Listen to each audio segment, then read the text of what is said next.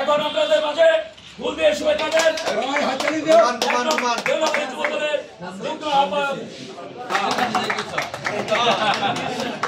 ঠিক আছে, thank you.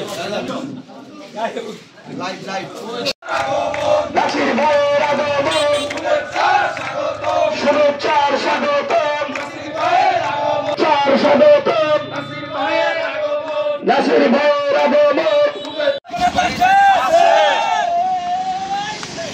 Nasir ভাই